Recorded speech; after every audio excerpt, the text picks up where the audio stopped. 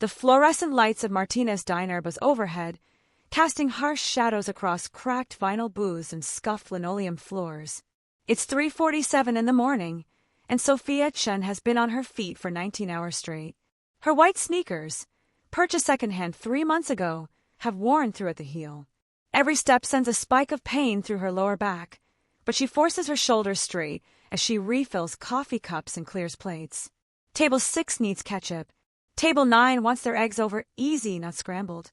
Table 12, the rowdy construction crew, keeps calling her sweetheart in a way that makes her skin crawl, but she smiles anyway because the tip jar is still $40 short of what she needs. Sofia's reflection in the diner's front window shows what exhaustion looks like when it's become a permanent condition. Dark circles beneath eyes that used to sparkle with ambition. Hair pulled back in a bun that's coming loose. The faded blue uniform dress that's been washed so many times the fabric feels thin as paper. She's 26 years old, but tonight she feels ancient. Her phone vibrates in her apron pocket. She doesn't need to look to know, it's another automated message from Mount Sinai Hospital. Your account is past due. Please contact our billing department immediately. $4,372. That's what her mother's emergency surgery cost after insurance. That's what stands between Sofia and sleeping more than 4 hours a night. The construction workers finally leave, dropping a crumpled $20 on a $43 check. Sofia counts it twice, hoping somehow she miscalculated, but math doesn't lie. She adds it to the tip jar anyway and starts wiping down their table, collecting ketchup-smeared plates and coffee cups with lipstick stains. If you're enjoying this story so far, don't forget to hit the like button and subscribe. Drop a comment telling me where in the world you're watching from. I love hearing from you. Sofia, Maria calls from behind the counter. The older woman's voice carries both sympathy and warning. You've been here since yesterday morning. Go home. Get some rest. Sofia sprays down the table, scrubbing at a stubborn coffee ring. I'm fine. I can cover the rest of Sandra's shift. She needs the time off more than I do. Sandra needs time off because she's 8 months pregnant. You need time off because you're going to collapse. But they both know Sofia won't leave. Can't leave. Every hour she works is $23 before taxes. Every shift she picks up is another payment toward the hospital bill that grows larger with interest charges each month. Her mother's voice echoes in her memory, weak and frightened in that hospital bed. Don't worry about the money, Mija. We'll figure it out. But there's nothing to figure out. Sofia's mother works as a housekeeper, making minimum wage. Sofia herself has 2 degrees she can't use because there's no time for job interviews or professional wardrobes or commutes to offices with normal business hours. So she pours coffee and serves eggs and smiles at men who look through her like she's furniture. And she tells herself it's temporary, that eventually she'll catch up, that eventually the bills will be paid and she can breathe again. The diner door chimes at 4:15. Sofia looks up from restocking napkin dispensers and feels the air change. 3 men walk in, and they don't belong here. Not in this neighborhood, not at this hour, not in those suits that probably cost more than Sofia makes in 6 months. The first man is massive, 6'4" at least, with shoulders that strain against his tailored jacket. His eyes scan the diner with professional efficiency, cataloging exits and sight lines. Security, Sofia recognizes. She's seen enough movies to know a bodyguard when she sees one. The second man is younger, maybe 35, with slicked back hair and a phone pressed to his ear. He talks in rapid Italian, his free hand gesturing as he follows the first man toward the corner booth. But it's the third man who makes Sofia's breath catch. He moves with the kind of quiet confidence that comes from never having to prove anything. Tall, maybe 6'2", with dark hair touched with silver at the temples. His suit is charcoal gray, perfectly cut, probably Italian. His shoes are leather, polished to a mirror shine. His face is all sharp angles and controlled strength, with eyes the color of smoke. He looks at Sofia, and for one brief moment, the world narrows to just the 2 of them. His gaze isn't leering or dismissive like the construction workers.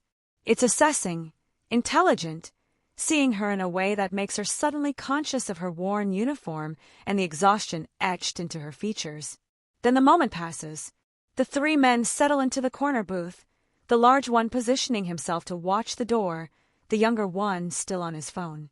The man in the charcoal suit picks up a menu, and Sofia realizes she's been staring. Maria appears at her elbow, her voice low and urgent. That's Vincent Moretti. The name means nothing to Sofia, but Maria's tone suggests it should. So, Maria's eyes widen. So that man owns half the restaurants in the city, the legitimate ones and the other kind. Understanding dawns slowly. Sofia's grown up in New York, knows enough to recognize what the other kind means. But she's too tired to care about whose money pays for her tips. She approaches the table with her order pad and her professional smile. Good morning, gentlemen. What can I get you? The bodyguard orders black coffee. The younger man wants espresso if they have it, which they don't, so he settles for regular coffee with an expression that suggests he's suffering. Vincent Moretti looks up from his menu, and again Sofia feels that unsettling sensation of being truly seen. What's good here? His voice is deep, measured, with just a hint of Brooklyn beneath the polish. Sofia could lie, recommend the overpriced steak that's tough as leather, or the pasta that comes from a box. Instead, she tells the truth. The apple pie is homemade. Maria makes it herself every morning. Everything else is about what you'd expect from a 24-hour diner. Something flickers in his eyes. Amusement, maybe. Respect. Apple pie and coffee, then. Black. As Sofia writes down the order, her vision blurs slightly. She blinks hard, willing herself to focus. Just a few more hours. Just until her shift ends at 6. Then she can go home and sleep before her evening shift at the hotel starts at 3. You okay? The question comes from Vincent Moretti, and it catches her off guard. When was the last time someone asked if she was okay? When was the last time anyone looked at her long enough to notice she wasn't? I'm fine, she says automatically. Long shift. She turns to head for the kitchen, but her body has other plans. The floor tilts sideways. The fluorescent lights overhead suddenly seem too bright, too harsh. She hears someone call her name from very far. Away! Then there's nothing but darkness. Sofia wakes up to the smell of expensive cologne and the feeling of strong arms carrying her. Not dragging, not manhandling, carrying with the kind of careful control that suggests whoever holds her knows exactly what they're doing. Her eyes flutter open, and she finds herself looking up at Vincent Moretti's face. His jaw is set, his eyes focused ahead as he moves through the diner toward the door. Put me down, she mumbles, but her voice comes out weak and distant. I'm working. I can't. You collapsed, he says simply.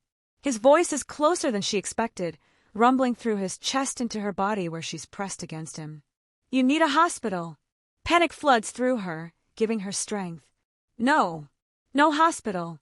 I can't afford. I'll pay for it. The words are matter-of-fact, like he's discussing the weather instead of thousands of dollars in medical bills. Put me down. Please. Sofia pushes weakly against his chest. I'm fine. I just need to finish my shift. Vincent stops walking.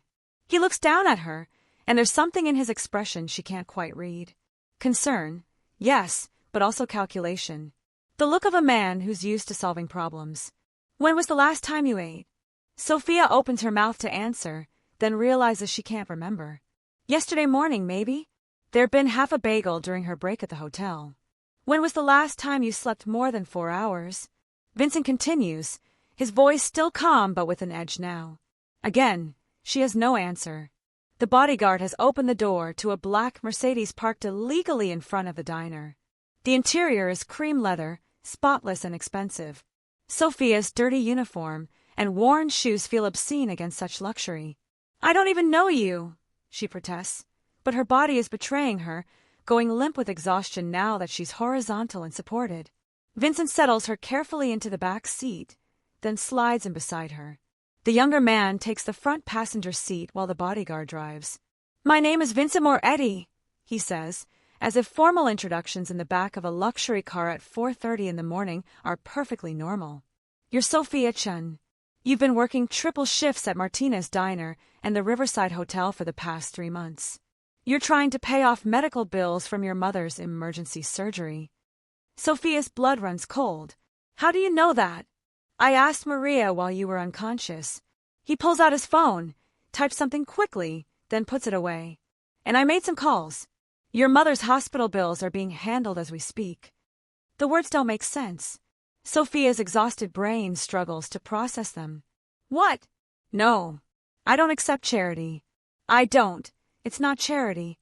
Vincent's eyes meet hers, and she sees something in them that makes her breath catch. Not pity. Not condescension.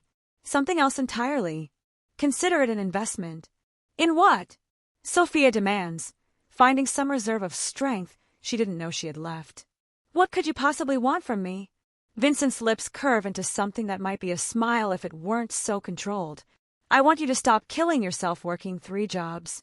I want you to eat regular meals and sleep regular hours. I want you healthy. Why? The word comes out as barely a whisper. For a long moment, Vincent doesn't answer. The Mercedes glides through empty pre-dawn streets, past shuttered storefronts and sleeping buildings. When he finally speaks, his voice carries a weight that suggests layers Sofia can't begin to understand.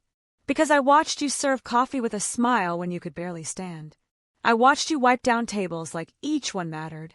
I watched you treat drunk construction workers with more respect than they deserved. And when I asked Maria about you, she told me you picked up a co-worker's shift today because that co-worker is pregnant and needed rest. He shifts slightly, turning more fully toward her. You collapsed from exhaustion, and your first thought wasn't your own health. It was finishing your shift, so the diner wouldn't be short-staffed. That kind of person deserves better than working herself to death at 26 years old. Sofia feels tears prick her eyes, but she blinks them back. She's too tired for crying, too tired for pride, too tired for whatever game this dangerous, beautiful man is playing. I don't understand. People don't just pay off strangers' medical bills. I do. It's said with such simple certainty that Sofia almost believes him. The car pulls up in front of a building Sofia doesn't recognize. Expensive, modern, with a doorman who tips his hat as they approach. Where are we? My apartment, Vincent says, then quickly adds, you need rest. Proper rest in a real bed. My housekeeper, Rosa, will make sure you have everything you need. Sofia should be afraid.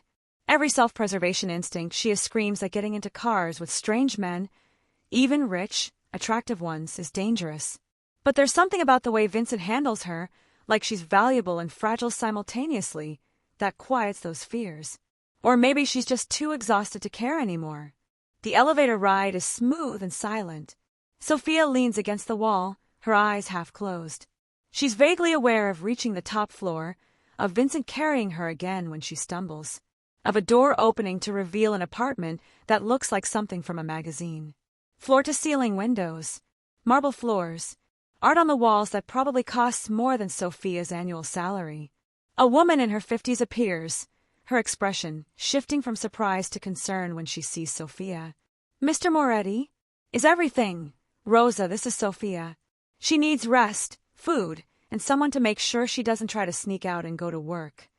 Vincent's voice is gentle but firm. Can you help her? Rosa's face softens immediately. Of course. Poor thing looks half dead. Come, Mija, let's get you settled. Vincent lowers Sofia carefully onto a sofa that feels like clouds. My doctor will come by in a few hours to check on you. No hospital, as you requested, but you will be examined. Understood? Sofia wants to argue, wants to demand answers, wants to understand why this man, this dangerous stranger, is helping her. But her body has reached its limit. Her eyes drift closed despite her best efforts. The last thing she hears before sleep claims her is Vincent's voice, quiet and close. Sleep, Sofia. You're safe here. I promise. And somehow, impossibly, she believes him. When Sofia wakes, sunlight streams through windows she doesn't recognize.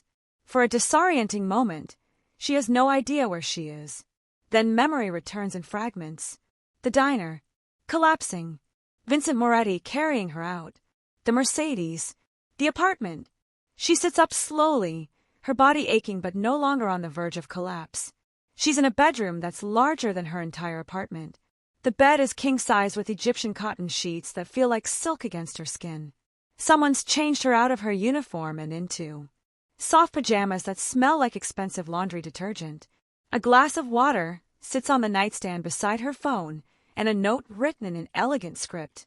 You slept for 14 hours. Rosa will bring food when you're ready. Please don't leave. We need to talk. 14 hours. Sofia's mind reels. That means it's evening. She's missed her hotel shift. She's probably been fired from both jobs. The hospital bills might be paid, but now she has no income and no way to pay rent or buy food or... The bedroom door opens, and Rosa appears with a tray. You're awake. Good.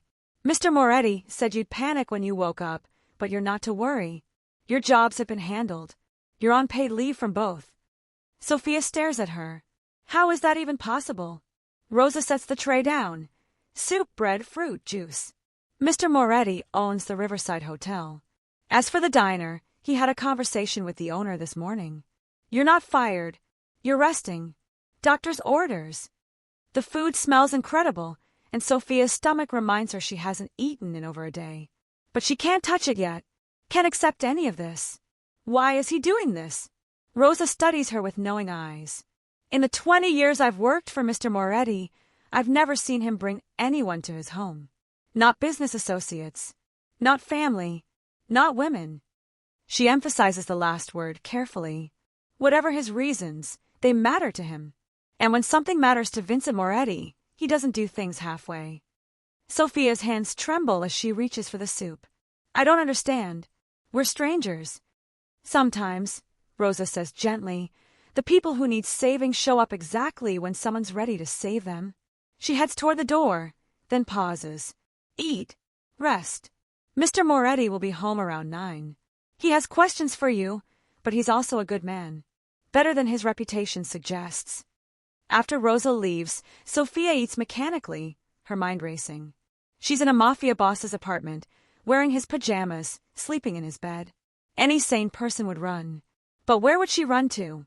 Back to triple shifts and exhaustion. Back to drowning in bills she can never pay. More than that, there's something about Vincent Moretti that intrigues her.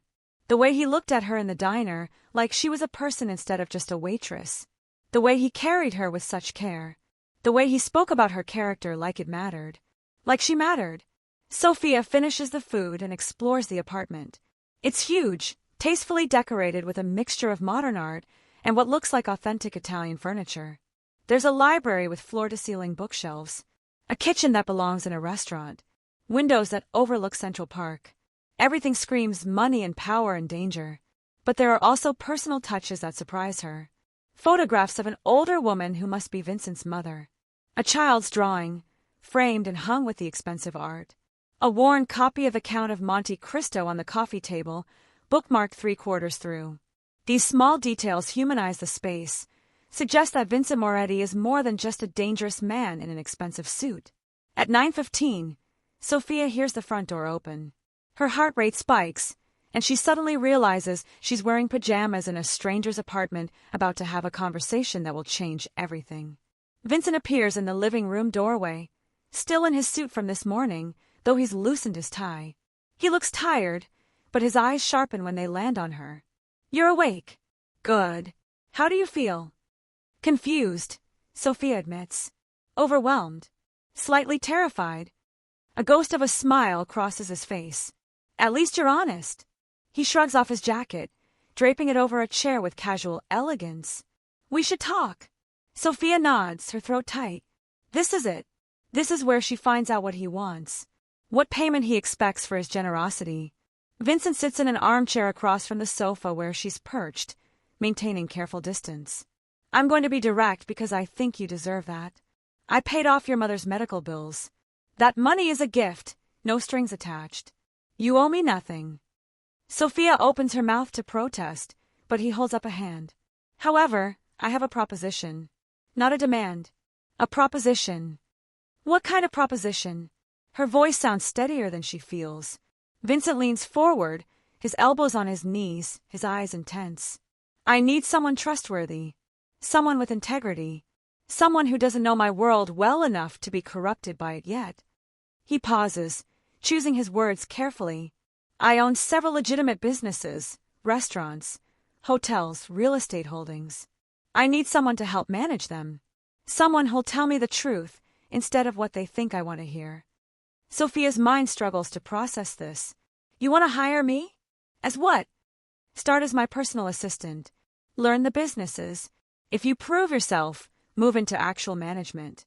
The job pays $90,000 a year to start, with full benefits, including health insurance for you and your mother. The number makes her dizzy. She makes $23,000 a year working 3 jobs. Why me? I'm just a waitress. You're not just anything, Vincent says, and there's something fierce in his voice now. I've been watching people for 30 years, Sofia. I know who can be bought and who can't. I know who'll look me in the eye and who'll fold under pressure. You have something rare, genuine integrity born from genuine hardship. He stands, moving to the window, his back to her. I grew up poor, fought my way up from nothing, built an empire on the backs of people who were loyal when loyalty was all they had to give. But the higher you climb, the harder it becomes to find people who see you as human instead of just a source of power or money. He turns back to face her. You looked at me this morning like I was just another customer. Not intimidating, not valuable. Just a man who might tip well if the service was good. Do you know how rare that is? Sofia doesn't know what to say. And when you collapsed, Vincent continues, his voice dropping lower, my first thought wasn't about business or reputation or inconvenience. It was about getting you somewhere safe, making sure you were cared for. I haven't felt that protective instinct in years. The air between them feels charged with something Sofia doesn't have a name for. You don't even know me, she whispers. I know enough, Vincent replies. The question is whether you're brave enough to take the chance I'm offering. Because I won't lie to you, Sofia. My world is complicated. There are parts of my life that exist in shadows. But the businesses I'm asking you to help run are completely legitimate. You'd never be asked to do anything illegal or immoral. Sofia stands on shaking legs, moving closer to him. And if I say no, then Rosa will call you a car. I'll make sure you get home safely, and you'll never hear from me again. The medical bills are still paid. The job leave is still arranged. You owe me nothing. He meets her eyes.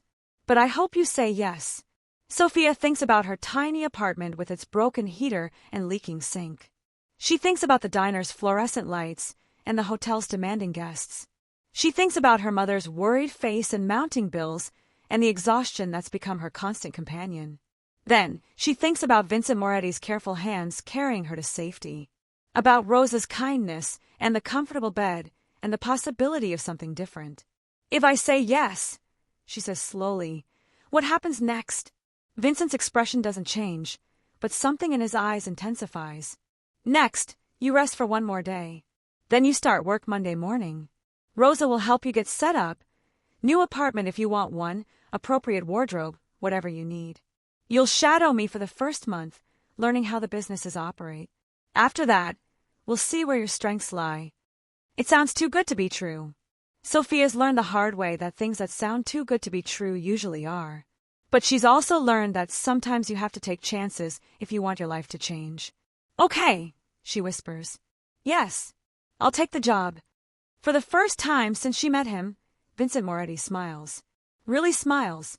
It transforms his entire face, making him look younger and somehow more dangerous simultaneously. Good. That's good. He extends his hand for a formal handshake, but when Sofia takes it, the contact sends electricity up her arm. His hand is warm, calloused in unexpected places, strong. He holds her hand a moment longer than necessary, his thumb brushing across her knuckles. Welcome to the family business, Sofia Chen. I have a feeling you're going to change everything. As Sofia stands in Vincent Moretti's multi-million-dollar apartment, her hand still tingling from his touch, she realizes she's just stepped into a world she doesn't understand. A world of power and danger and luxury beyond her imagination. But she's also stepped into possibility, into the chance to be seen, to be valued, to be something more than just an exhausted waitress grinding herself into dust. Whatever comes next, whatever complications arise from working for a man like Vincent Moretti, at least she'll face them well-rested and well-fed. At least she'll face them as someone who matters. And somehow, impossibly, that feels like the beginning of something that could save her. Or destroy her. Or maybe both. Monday morning arrives with the kind of nervous energy that makes Sofia's hands shake as she tries to apply makeup she hasn't worn in months. Rosa helped her shop over the weekend, guiding her through boutiques Sofia had only walked past before, never daring to enter. Now her closet contains tailored dresses and blazers in jewel tones, professional but elegant. The kind of clothes that make her look like someone who belongs in Vincent Moretti's world. She chose a deep emerald dress for today, simple but sophisticated, paired with heels that Rosa assured her were comfortable enough for a full day on her feet. Looking at herself in the mirror of the guest bedroom that's become hers, Sofia barely recognizes the woman staring back. The exhaustion has faded from her face. Her skin glows from actual sleep and regular meals. But her eyes still carry uncertainty. Vincent appears in the kitchen at 7:30 sharp, already dressed in a navy suit that probably costs more than her old car. He pauses when he sees her, his coffee cup halfway to his lips, and something flickers across his face too quickly for Sofia to read. "You look professional," he says, and there's an undertone in his voice that suggests he's choosing his words carefully. "Ready for your first day?" Sofia nods, not trusting herself to speak. Her stomach is doing somersaults, and she's second-guessing every decision that led her here. Vincent seems to sense her anxiety because he sets down his coffee and approaches her with that careful, controlled movement she's learning to recognize. "Sofia." His voice is gentle. "You're going to be fine. Better than fine. But if at any point today you feel overwhelmed, you tell me." "Understood." The concern in his eyes steadies her. "Understood." The drive to Vincent's office takes them through Manhattan's financial district. The building is a gleaming tower of glass and steel, 30 stories of legitimate business, mixed with what Sofia suspects are less legitimate operations on the higher floors. They park in a private garage, and Sofia notices how Vincent's security detail, 3 men she recognizes from the diner, maintain strategic positions around them at all times. Vincent's executive suite occupies the entire 20th floor. Floor-to-ceiling windows offer views of the city that make Sofia's breath catch. The office itself is all dark wood and leather, masculine but not oppressive, with modern art on the walls and a desk that looks like it was carved from a single piece of mahogany. "This is your desk," Vincent says, gesturing to a workspace outside his office. It's equipped with dual monitors, a phone system that looks more complicated than anything Sofia's ever used, and a leather chair that probably costs more than a month's rent at her old apartment. A woman in her early 40s approaches, her blonde hair pulled back in a severe bun, her expression neutral but assessing. "Mr. Moretti, this must be the new assistant." "Sofia Chen, meet Margaret Russo. She's been managing my schedule for the past 8 years." Vincent's tone is professional, revealing nothing. "Margaret will show you the systems and procedures. I expect both of you to work together smoothly." Margaret's smile doesn't reach her eyes. "Of course, Mr. Moretti. I'm always happy to train new staff." The emphasis on new carries weight Sofia doesn't miss. Vincent catches it too. His voice drops several degrees. "Margaret, Sofia isn't just new staff. She has my complete trust and authority to make decisions regarding the legitimate businesses. I expect her to be treated accordingly." Something shifts in Margaret's expression, surprise mixed with calculation. "I understand, sir." As Vincent disappears into his office, Margaret turns to Sofia with a look that's no longer neutral but openly hostile. "So, you're the waitress who collapsed and somehow ended up with a $90,000 job. Must be nice." Sofia meets her gaze steadily. Working triple shifts taught her how to handle people who looked down on her. "I'm here to work, Margaret, not to make your life difficult. Can we at least try to be professional?" For a long moment, Margaret says nothing. Then, surprisingly, her expression softens slightly. "You didn't flirt your way in here, did you? You're actually just trying to do a job?" "That's all I've ever done," Sofia replies quietly. "Work." Margaret studies her a moment longer, then nods once. "All right, let's see if you can handle this." The next 4 hours are a blur of systems, protocols, and information that makes Sofia's head spin. Vincent owns or has stakes in 17 restaurants, for hotels, 2 construction companies, and a real estate development firm. The legitimate side of his empire generates over $50 million annually, and Sofia is expected to help oversee it all. Margaret, despite her initial hostility, proves to be an excellent teacher. She's thorough, efficient, and starts to warm up when Sofia asks intelligent questions and takes meticulous notes. "Most people Mr. Moretti brings and don't last a week," Margaret admits during a brief coffee break. "They're either intimidated by the work or by him. Usually both. What about you? Sofia asks. Why have you lasted 8 years? Margaret's expression becomes carefully neutral. Because I know my place. I do my job well. I don't ask questions I shouldn't. And I never forget that Vincent Moretti is a dangerous man who's being generous by letting me work in his legitimate businesses rather than his other operations. The warning is clear, but before Sofia can respond, Vincent's office door opens. He emerges with another man. Late 50s, silver hair, expensive suit, the kind of polished appearance that screams old money. The man's eyes sweep over Sofia with an assessment that makes her skin crawl. Vincent, I see you've made some changes to your staff, the man says, his voice carrying just enough innuendo to be insulting without being overtly offensive. Vincent's jaw tightens almost imperceptibly. Richard Castellano, this is Sofia Chen, my new assistant.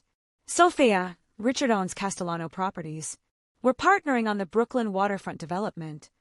Sofia stands, extending her hand professionally. Mr. Castellano, nice to meet you. Richard takes her hand, holding it just a fraction too long. The pleasure is mine. Vincent always did have excellent taste. The way he says taste makes Sofia want to shower, but she maintains her professional smile.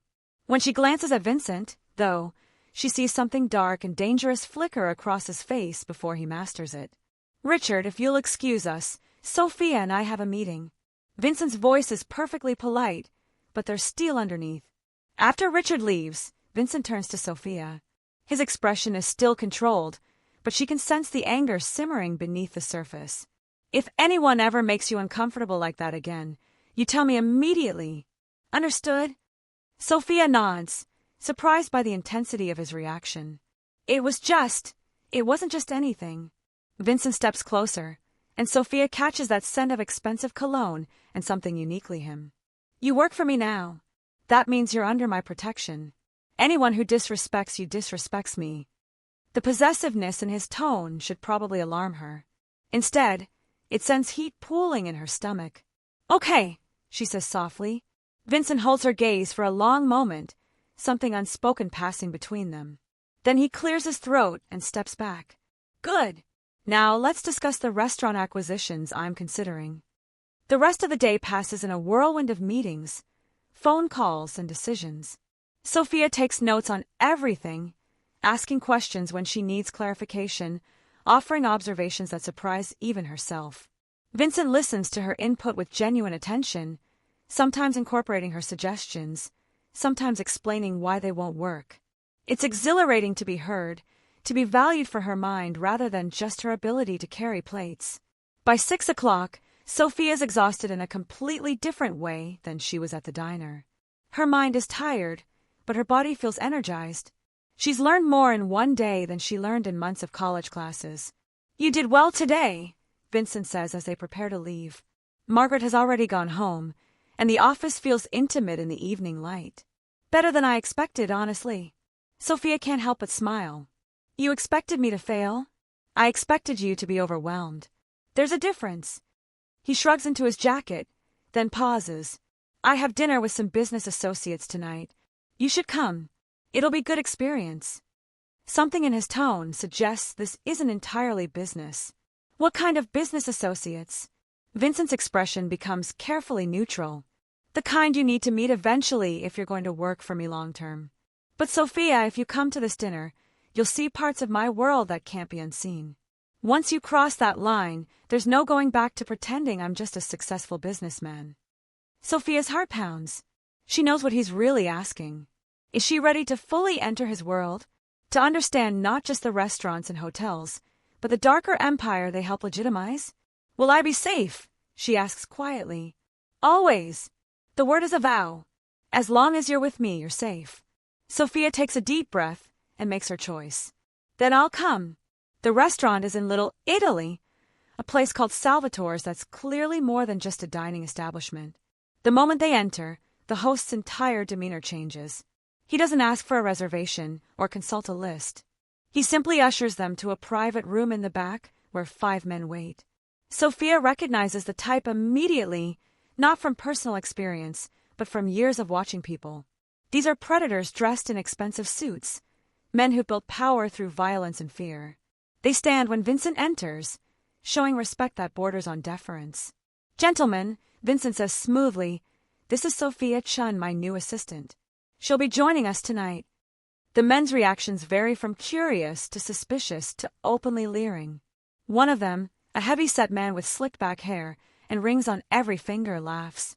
"Vincent, since when do you bring assistants to family meetings?" "Since I decided Sofia needs to understand all aspects of my business," Vincent replies calmly, pulling out a chair for Sofia before taking his own seat. "I trust that won't be a problem, Leo." The weight behind those words is unmistakable. This isn't a request. It's a statement. Sofia is here, and anyone who objects will answer to Vincent Moretti. The dinner is surreal. On the surface, it's just successful businessmen discussing investments and opportunities. But beneath the polite conversation, Sofia hears the real meaning. Cleaning up the Jersey situation means eliminating a rival. Negotiating new terms with the union means bribing or threatening officials. Expanding operations means growing illegal enterprises. Sofia eats her linguine and listens, asking no questions, offering no opinions. She's a fly on the wall, absorbing information about a world she never knew existed outside of movies. Vincent occasionally includes her in the legitimate business discussions, asking her perspective on a restaurant location or hotel renovation, seamlessly weaving her into the conversation in ways that establish her value to the group. Leo continues to make subtle comments that brush the edge of inappropriate. "Sofia, you ever been to Jersey? Pretty girl like you would do well in the club business." Vincent's fork scrapes against his plate with a sound like a gunshot. The table goes silent. "Leo," Vincent says quietly, "Sofia works in my legitimate businesses. She's not part of the club operations, and she's not available for your consideration in any capacity. Are we clear?" Leo raises his hands in surrender, but there's anger in his eyes. "Just making conversation, Vincent. No offense intended." "None taken," Vincent replies, his voice still dangerously soft. "As long as it doesn't happen again." The rest of the dinner proceeds without incident, but Sofia feels the shift in dynamics. Vincent has drawn a line around her, marked her as off-limits in a way that makes some of the men respectful and others resentful.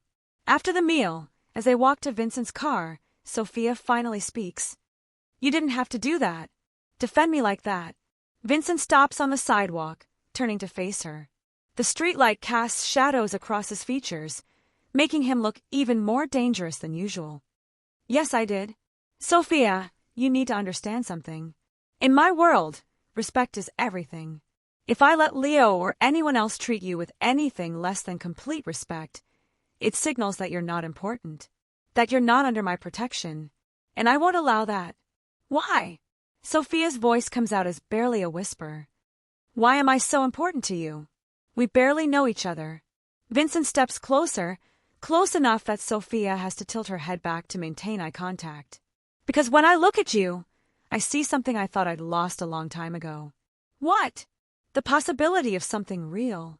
His hand comes up, and for a moment Sofia thinks he's going to touch her face. But he stops himself, his fingers curling into a fist. "Get in the car, Sofia. It's been a long day." The drive back to Vincent's apartment is silent, but the air between them crackles with tension. Sofia can feel Vincent's eyes on her periodically, can sense the control he's exerting to maintain distance. When they arrive, Vincent walks her to the guest room door.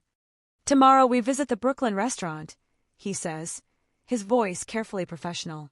"It's having some issues with the kitchen staff that need addressing. Be ready at 8.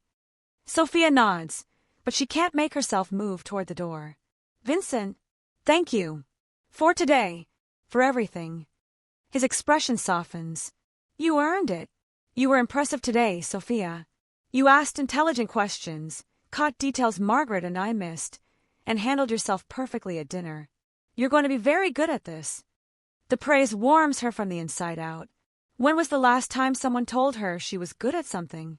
When was the last time someone saw her potential instead of just her circumstances? "Good night, Vincent," she says softly. "Good night, Sofia." He turns to leave, then pauses. "And Sofia, about what I said earlier, about seeing something real. I meant it, but I also know you need time to adjust, to decide if this life is really what you want. I won't pressure you, but I want you to know you're not just an employee to me. You stopped being just an employee the moment I carried you out of that diner. Before Sofia can respond, he's gone, retreating to his own room and leaving her standing in the hallway with her heart racing and her mind spinning. She's only been in Vincent Moretti's world for 5 days, but already she knows there's no going back. The question is whether she's brave enough to move forward.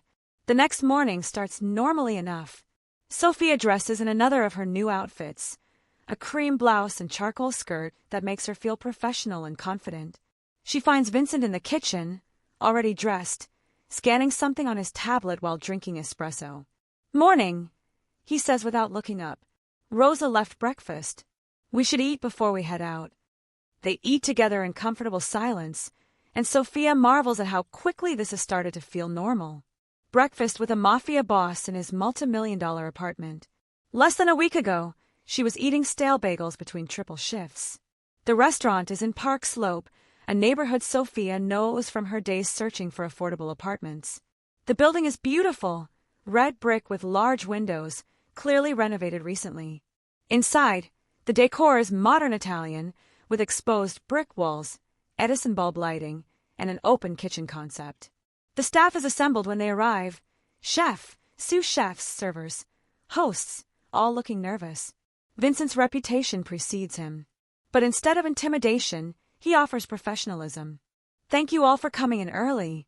I understand there have been some conflicts regarding kitchen operations. I'm here to listen and find solutions." For the next 2 hours, Sofia watches Vincent navigate staff disputes with a combination of firmness and fairness. He listens to the head chef's complaints about ingredient quality, then to the sous chef's concerns about unrealistic menu demands. He observes the kitchen during prep, asks intelligent questions about workflow, and ultimately makes decisions that satisfy everyone. "You're good at this," Sofia comments during a break. "Managing people." Vincent's smile is wry. "I've been managing difficult personalities my whole life. The difference between running a kitchen and running an organization is just the stakes involved." They're in the restaurant's private office, reviewing inventory reports, when Sofia hears raised voices from the dining room. Vincent's head snaps up immediately, his body tensing in a way that reminds Sofia he's more than just a businessman. "Stay here," he orders, already moving toward the door. But Sofia follows anyway, her curiosity overriding caution. What she sees makes her blood run cold. 3 men have entered the restaurant. Not customers, not staff. They're wearing expensive suits, but there's violence in their posture, threat in their eyes. And they're talking to Vincent with the kind of disrespect that makes the air feel dangerous. "Moretti," the lead man says, his accent vaguely Eastern European. "We have business to discuss. The waterfront development. Our organization feels we should have been consulted." Vincent's voice is perfectly calm. "The waterfront is my territory. Has been for 15 years. Your organization has no claim." "Perhaps it's time for a renegotiation," another man says, and Sofia sees the bulge under his jacket. A gun. That's when one of them notices her. "And who is this?" "New girlfriend, Vincent. She's pretty. Would be a shame if something happened to such a pretty face." Everything happens fast. Vincent moves with shocking speed, putting himself between Sofia and the men.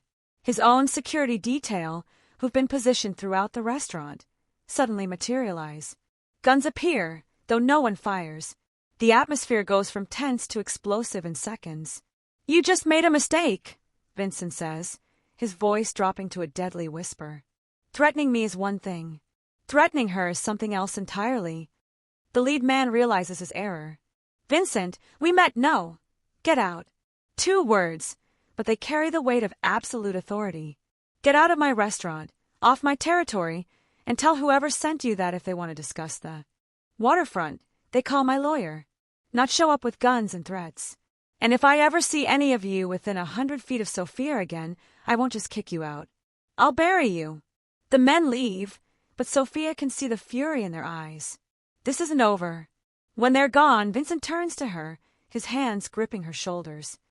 "Are you okay? Did they touch you?" "No, I'm fine." "Vincent, what?" "We're leaving." "Now." His voice brooks no argument. Within minutes, they're in his car, security vehicles flanking them, speeding back toward Manhattan. Sofia's hands are shaking with adrenaline. She doesn't know how to process. Who are they? She asks. Kozlov's organization. Russian mob trying to expand into my territories. Vincent's jaw is clenched so tight Sofia can see the muscle jumping. They've been testing boundaries for months. But this, threatening you, this is an escalation. I don't understand. Why would threatening me matter? Vincent pulls the car over suddenly, parking in a lot and turning to face her fully. Because, Sofia, in the past 5 days, I've made it very clear to everyone in my world that you're important to me. That you're under my protection. By threatening you, they're sending a message. They're saying they don't respect my authority. That they're willing to go after what I care about. Sofia's heart pounds. What you care about? Vincent's hand comes up, finally completing that gesture from the night before. His fingers trace her jaw with a gentleness that contradicts everything she just witnessed. Yes, Sofia. What I care about. You think I bring every employee to business dinners? You think I house them in my personal apartment? You think I threaten war with rival organizations over anyone? Vincent, I know it's too fast. I know you barely know me. But I haven't felt this protective of anyone since. He stops himself, pain flickering across his face. Since when? Sofia asks gently. Since my daughter. The words are quiet, weighted with grief. Sofia. She died when she was 9. Leukemia. I had all the money in the world, all the power, all the connections. None of it mattered. I couldn't save her. Sofia's hand covers his on her face. I'm so sorry. The little girl at the diner, Vincent continues. Emma Rodriguez. The one I helped with the hospital situation. She was Sofia's friend. When I saw her in danger, it triggered something in me. Reminded me that I have all this power, all these resources, and I should use them for something more than profit and territory. Understanding dawns. And then you saw me. And then I saw you, he confirms. Killing yourself to save your mother. Collapsing from exhaustion. Alone in the world except for a woman you were working yourself to death to protect. And I thought, here's someone who deserves saving. Here's someone worth protecting. If you're hooked on the story, make sure to subscribe and turn on notifications so you never miss an upload. Your support means everything and helps me bring you more emotional stories like this one. Sofia leans into his touch, a decision crystallizing. I don't want to just be someone you're protecting, Vincent. I want to be someone who stands beside you. Vincent's eyes search hers. You understand what that means. The danger you'd be in? After today, after those men saw you with me, you're already a target. Then teach me, Sofia says firmly. Teach me how to survive in your world. Not just as an employee, as... She hesitates, unsure how to name what's building between them. As mine, Vincent finishes, his voice rough with emotion. Say it, Sofia. If this is what you want, say the words. Sofia takes a deep breath, knowing this moment will define everything that comes after. I want to be yours, Vincent, and I want you to be mine. The kiss happens like gravity, inevitable, overwhelming, perfect. Vincent's lips are softer than Sofia expected, his control absolute even as passion threatens to consume them both. He kisses her like she's precious and dangerous simultaneously, like she's something he never expected to find and now can't bear to lose. When they finally break apart, both breathing hard, Vincent rests his forehead against hers. I need to get you somewhere safe, he says. Not the apartment. Somewhere Kozlov's people can't find easily. Somewhere I can make sure you're protected while I handle this situation. Where? I have a place. Upstate. It's secure, private. We'll go there tonight, stay for a few days until I can neutralize this threat. He pulls back, his expression serious. But Sofia, once we do this, once you're truly in my world, everything changes. Are you absolutely sure? Sofia thinks about her old life, the exhaustion, the poverty, the invisibility. Then she thinks about the past 5 days, being seen, valued, desired by a man who's dangerous and damaged and somehow more honest than anyone she's ever known. I'm sure, she says. Let's go. As Vincent pulls back onto the road, his hand finds hers and doesn't let go. Sofia watches the city blur past and knows she's crossed a line that can never be uncrossed. She's Vincent Moretti's now, in all the ways that matter. And he's hers. Whatever danger lies ahead, whatever complications arise from loving a mafia boss, they'll face them together.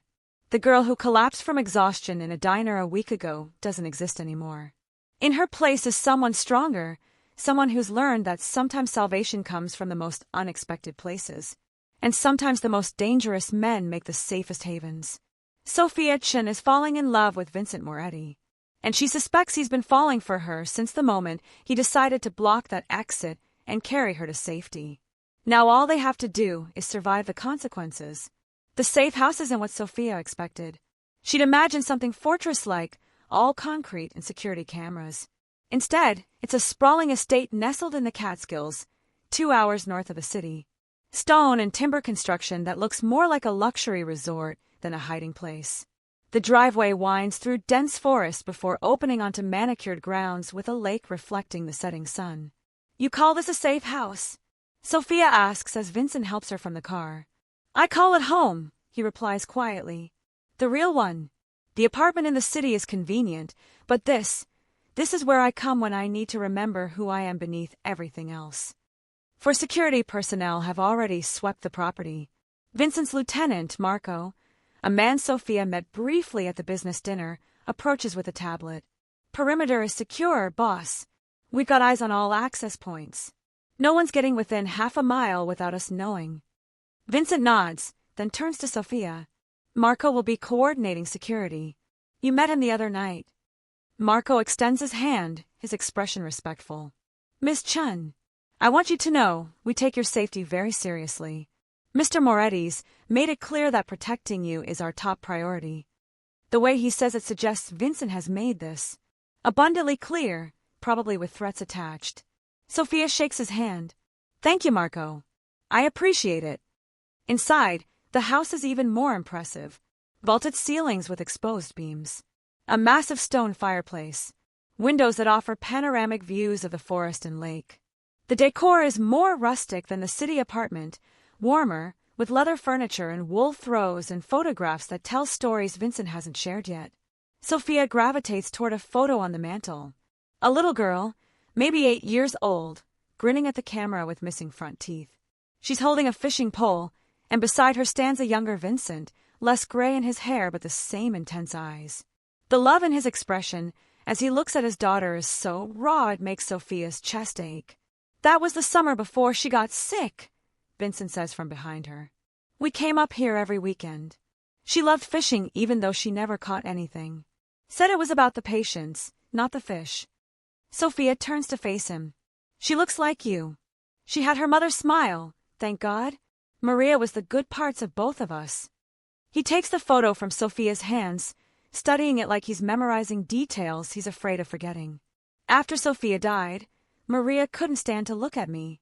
Every time she saw my face, she saw our daughter. We divorced a year later." "I'm sorry," Sofia says softly. "For all of it." Vincent replaces the photo carefully. "It was a long time ago, but it changes you. Losing a child. It makes you understand that all the power and money and control in the world doesn't mean anything if you can't protect the people who matter." He turns to her, his expression intense.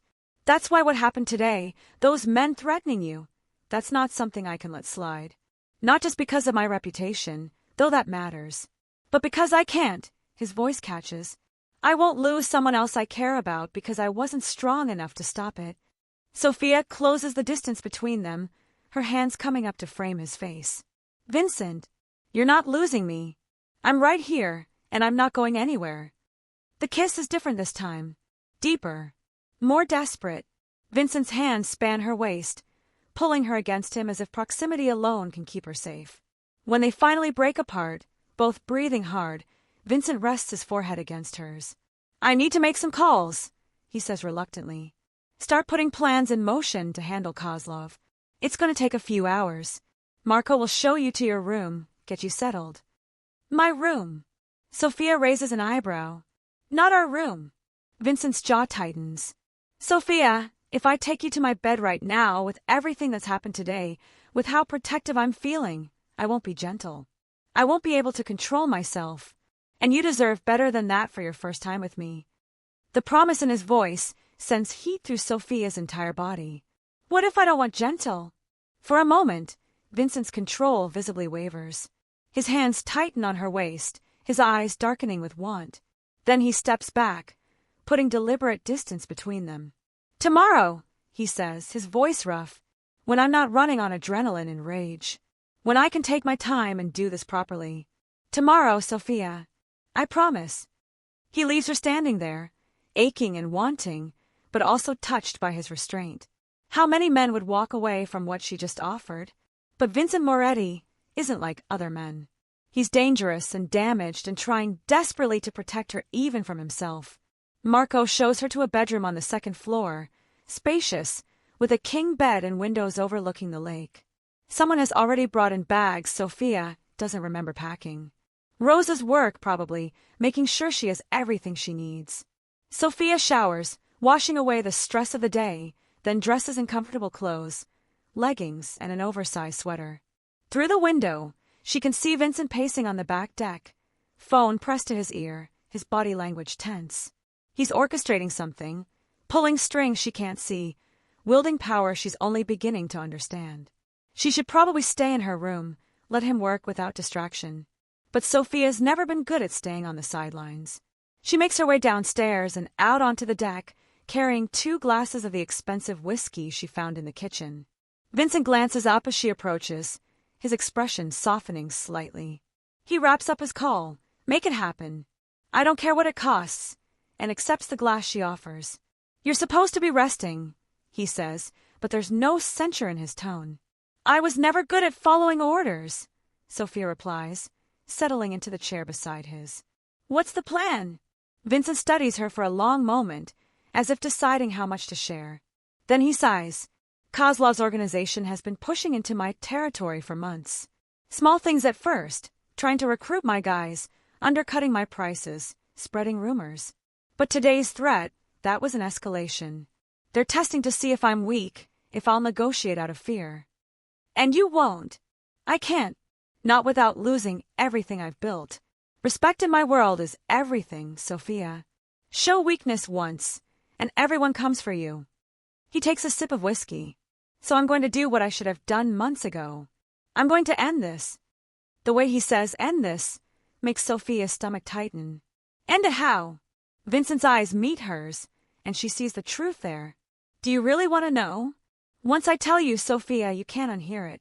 You can't pretend I'm just a businessman who happens to know some rough people. Sofia thinks about the girl she was a week ago. Exhausted, desperate, trying so hard to survive that she never considered what it meant to truly live. That girl would have run from this conversation. But the woman she's becoming understands that loving Vincent Moretti means accepting all of him, the good parts and the dark ones. Tell me, she says firmly. Vincent leans back in his chair, his profile sharp against the darkening sky. Kozlov's right-hand man is named Dmitry Volkov. He's the one who threatened you today. Tomorrow night, he's going to be at a club in Brighton Beach, conducting business he thinks I don't know about. My people will intercept him, bring him somewhere private, and I'm going to have a conversation with him about respect and boundaries. A conversation, Sofia repeats carefully. A convincing one. Vincent turns to face her fully. I'm not going to kill him unless I have to. But I am going to make sure he understands that you're off limits. That my territory is off limits. That the consequences of pushing me further will be catastrophic. Sofia absorbs this. And if Kozlov retaliates, he won't. Because I'm also going to offer him something he wants more than a war, a stake in the Port Authority contracts. It's worth more money than our territorial disputes, and it'll give him a path to legitimacy he's been craving. Dimitri's beating is the stick. The contracts are the carrot. The casual way Vincent discusses violence and strategy should frighten Sofia. Instead, she finds herself fascinated by the complexity of his world. Will it work? If it doesn't, then we go to war. But I'm betting Kozlov's smart enough to take the deal. Vincent reaches over, taking her hand. Either way, you're not going back to the city until this is resolved. You stay here where you're safe. Sofia squeezes his hand. And where are you going to be? Handling business. He raises her hand to his lips, kissing her knuckles gently. But I'll come back. I promise, Sofia. I'll always come back to you. They sit together as night falls over the lake, hands intertwined, each lost in their own thoughts about the future they're building and the dangers they'll have to face to keep it. The next day passes in surreal domesticity. Vincent makes phone calls and coordinates plans, but in between, he shows Sofia his property. They walk through the forest, Vincent pointing out landmarks from his childhood visits. They fish at the lake, and Sofia discovers she has no patience for it, but enjoys watching Vincent's rare moments of relaxation. They cook dinner together, Vincent insisting he makes the best carbonara outside of Italy, and Sofia discovers he's not wrong. In these quiet moments, Sofia sees glimpses of who Vincent might have been if life had taken different turns. He's funny, telling stories about his early days running with neighborhood crews. He's thoughtful, asking questions about Sofia's dreams before exhaustion consumed her life. He's tender, brushing hair from her face and looking at her like she's something precious he's afraid of breaking. "What did you want to be?" Vincent asks as they clean up after dinner. "Before you had to become a waitress to survive, what was the plan?" Sofia scrubs a plate, considering. "I wanted to teach. Elementary school, maybe kindergarten. I loved working with kids at the community center during college." She laughs softly. "Seems ridiculous now."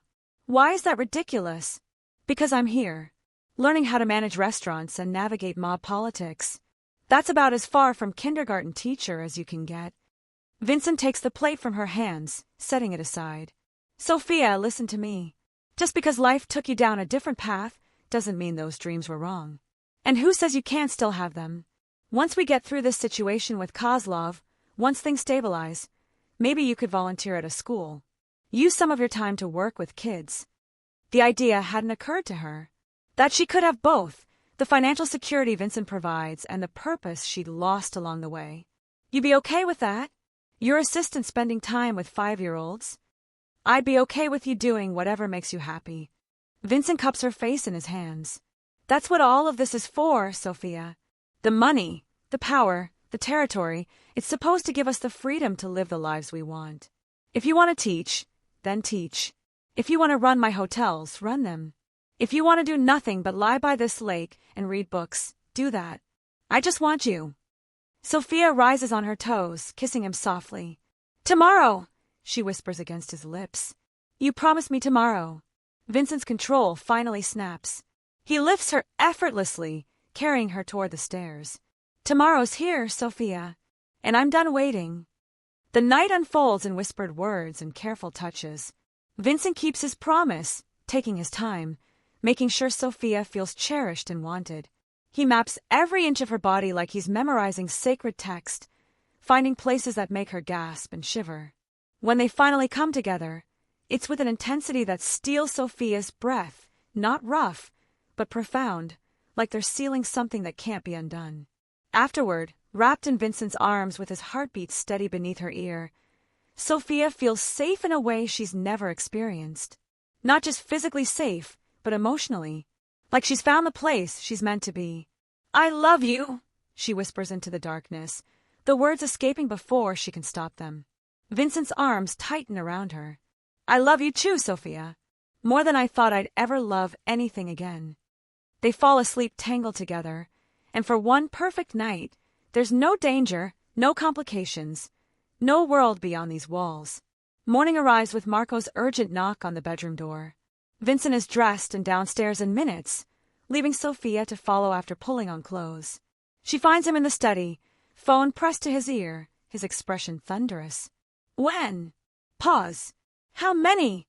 Another pause. "All right, double the security here. And tell everyone to stay sharp." He hangs up and turns to Sofia, his jaw tight. "Kozlov made his move earlier than expected.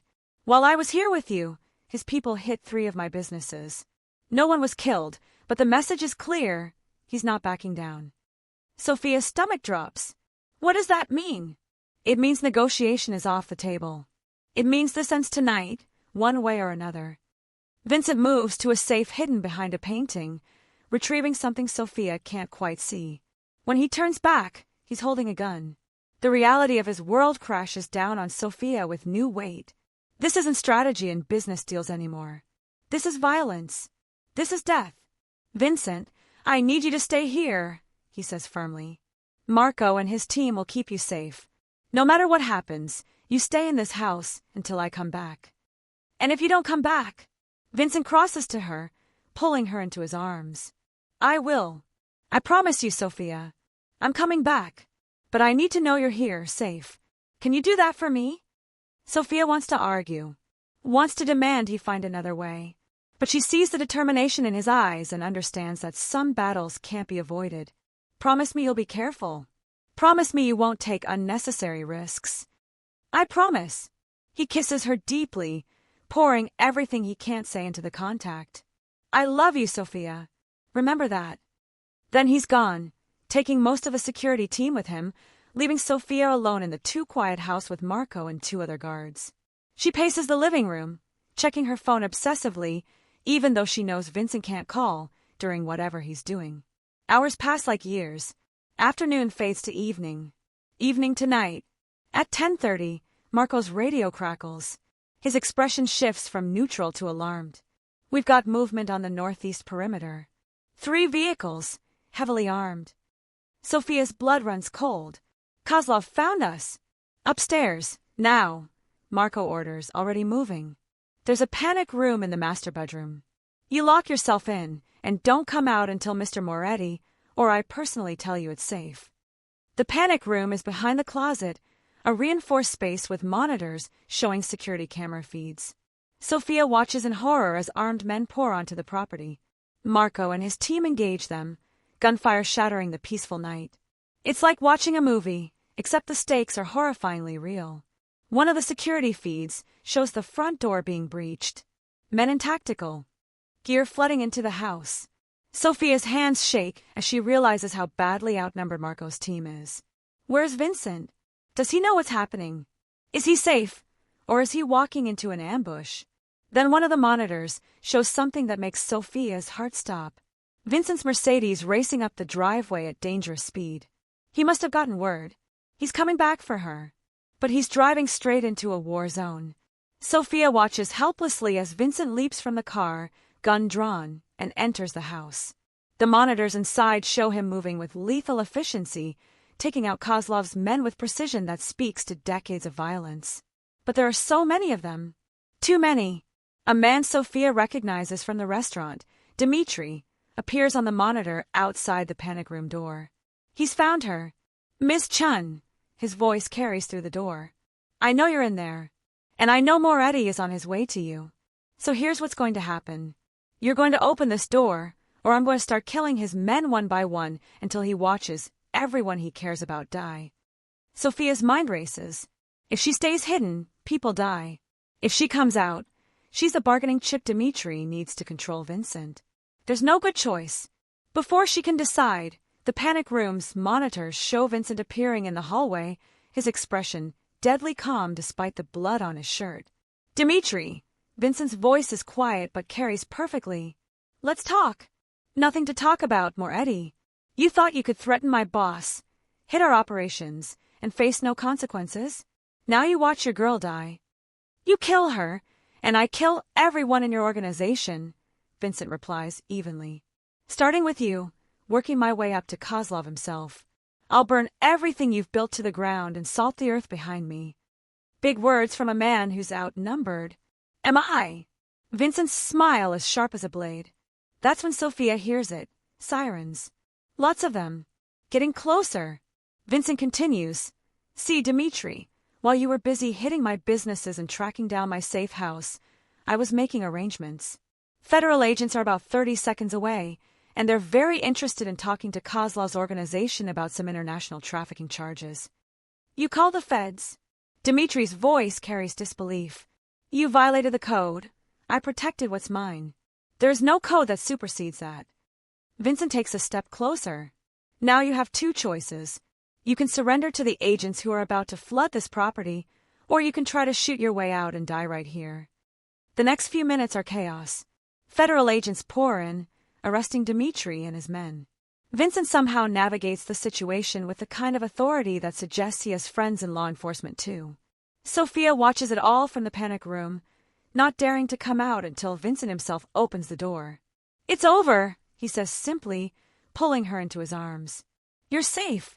Sofia collapses against him, shaking with adrenaline and relief. You call the FBI. I called in every favor I had, Vincent corrects. Turns out Kozlov's organization has been running trafficking operations the feds have been tracking for years.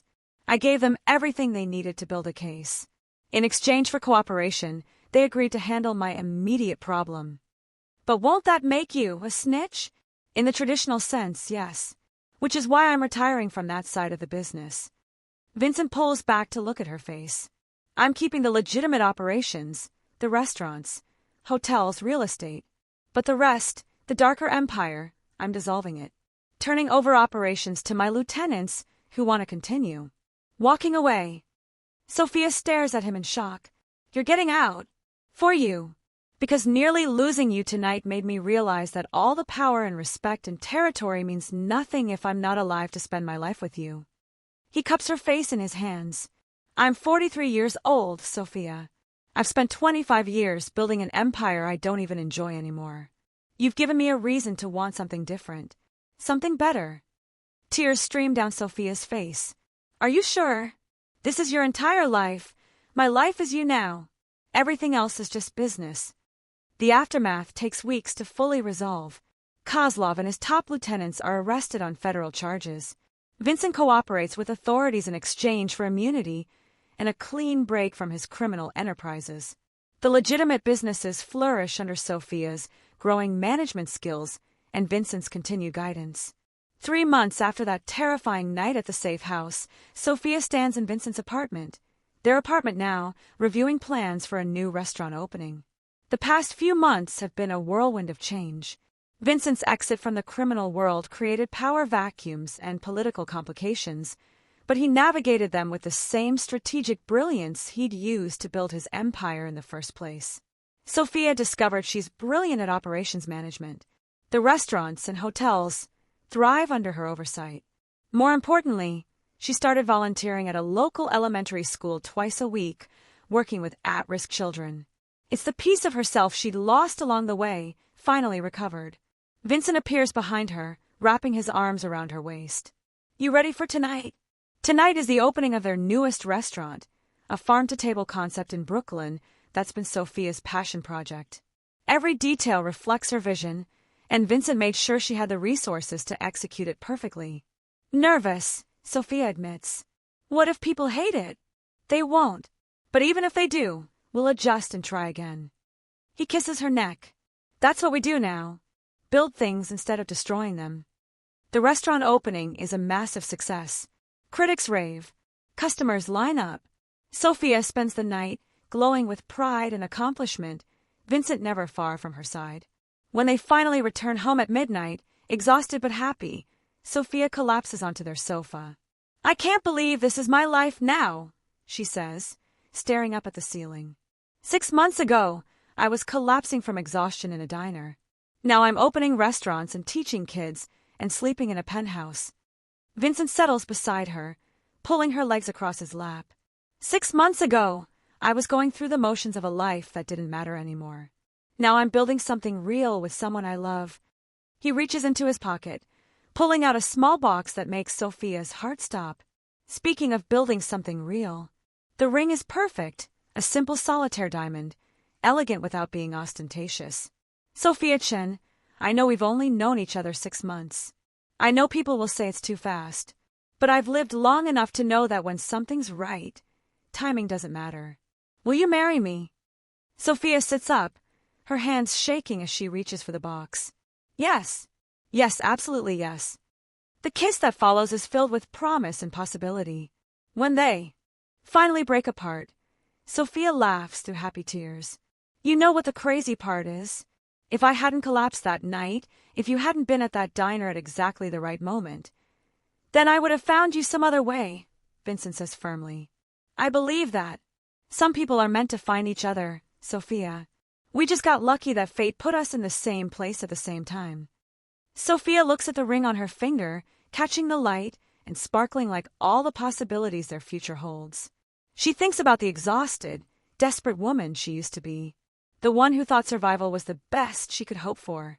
That woman doesn't exist anymore. In her place is someone who's learned that sometimes the most dangerous men make the safest havens. That sometimes getting saved means learning to save yourself with someone strong enough to stand beside you while you do. I love you, Vincent Moretti, she says softly. I love you too, Sofia Chen, soon to be Sofia Moretti. He pulls her closer, and in that moment, surrounded by luxury she once couldn't imagine and held by a man who'd burned down his empire just to keep her safe, Sofia knows she's exactly where she's meant to be. The girl who collapsed in the diner is gone.